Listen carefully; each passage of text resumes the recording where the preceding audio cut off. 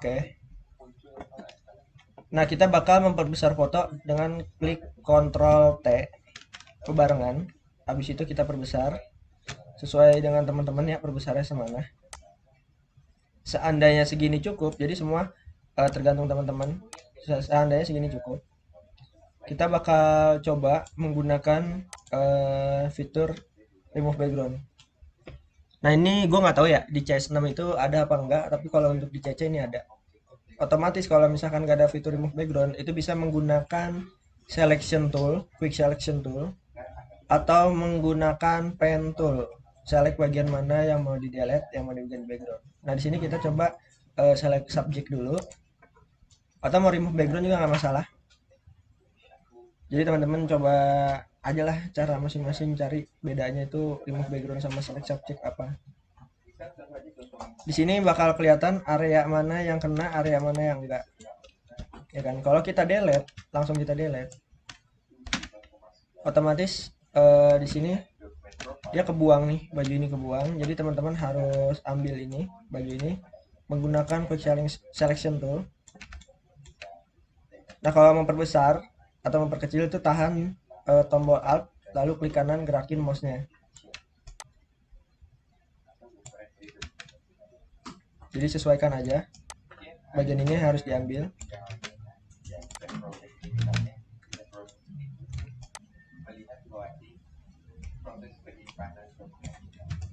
Nah, mungkin kalau bagian ini masih kebuang biarin aja dulu. Nanti kita bakal coba gunain tool penghapus atau eraser. Ini juga biarin. Nah, setelah itu biar orang yang nggak ke delete itu Ctrl Shift I. Jadi dia bakal mengselect bagian luarnya, bukan bagian dalamnya. Ctrl Shift I lalu kita klik delete. Nah, sampai sini kelihatan bagian mana aja yang nggak kena. Ini bisa menggunakan tool eraser atau penghapus dengan shortcut E. Di sini ada ya teman-teman ya. Kalau nggak ada cari sendiri. Nah, ini mungkin tipisin aja.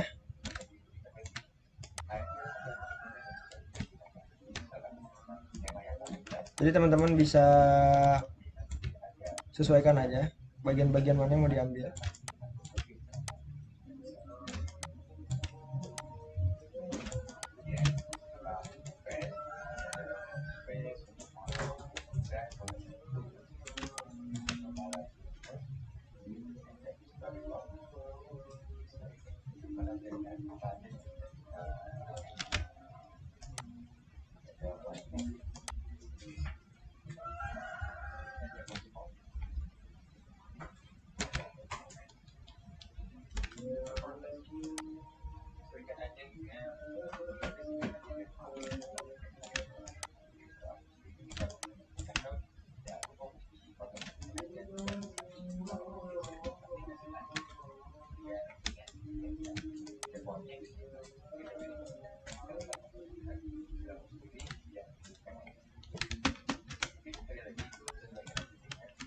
Nah, bagian ini teman-teman bisa pakai eraser tool juga atau bisa menggunakan selection tool, di select sesuai dengan kebutuhan bagian mana yang mau di select.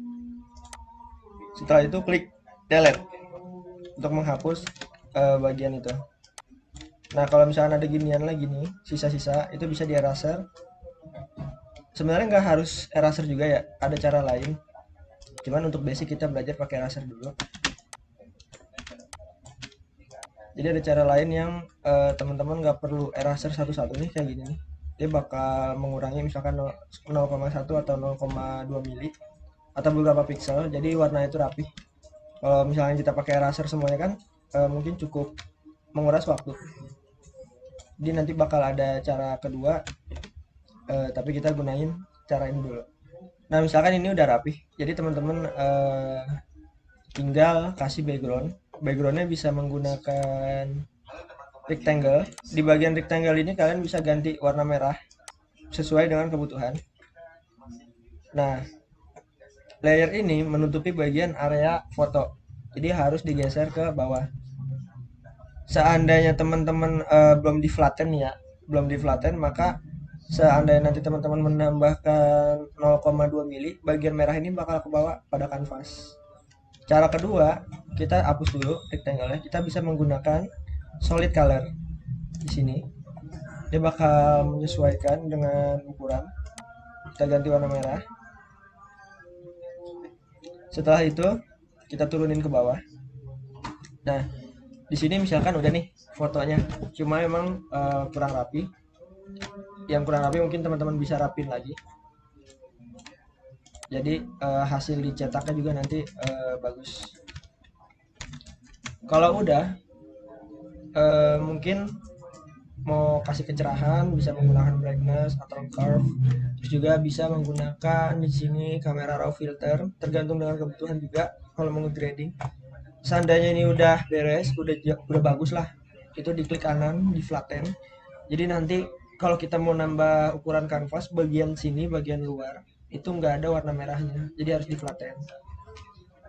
Kita ke image, kita ubah canvas size-nya, kita tambah setiap sisi itu 0,2, bisa sih langsung jadi 4,4, height-nya jadi 6,6. Kalau mau gampang, misalkan 4 ditambah 0,4 jadi 4,4. Jadi klik aja relatif. Yang kita tambah itu 0,4. Kenapa? Karena kiri 0,2, kanan 0,2. Kalau misalkan kita nambahnya 0,2, berarti kirinya 0,1, kanannya 0,1. Logikanya seperti itu. Width ini kita buat 0,4. Dan height-nya kita tambah juga 0,4. Jadi maka kalau klik checklist relatifnya dimatiin, dia jadi bakal 4,4 dan 6,4. Habis itu kita klik OK. Bagian sisi putih ini adalah lebihan atau garis potong untuk nanti di layout di paper A4, karena kita ngeprint biasanya pakai kertas A4, atau bisa juga sih sesuai dengan media cetak yang kita gunain. Kalau udah kayak gini, dia udah flatten, jadi warna background udah nyatu. Kalau misalnya teman-teman mau ubah ketika udah di flatten, itu paling harus diselect lagi ya. Kalau misalnya dihapus, maka background juga bakal kehapus kayak gitu. Setelah ini kita klik kanan, kita blending option untuk memberikan garis potong. Klik stroke. Di sini nanti ada ukurannya. Positionnya kita nggak ambil center ya, kita ambil offset. Jadi teman-teman harus bedain offset itu di luar dari area kanvas, inset ke dalam area kanvas, center itu keluar dan ke dalam. Jadi kita ambil yang offset supaya tidak mengurangi ukuran bahan. Nah, di sini colornya merah. Jadi untuk garis potong itu merah. Kita menggunakan papernya ukuran A4. Jadi di sini bisa setting di international paper, atau teman-teman bisa juga pakai centimeter kalau teman-teman apal. Jadi kita pakai yang gampang dulu, yang udah ada. Nah, kalau untuk mencetak itu color mode-nya itu CMYK. Jadi jangan sampai salah setting. Untuk background bisa dipilih, di sini ada transparan, background color, black, white. Kita ambil yang white, lalu klik OK.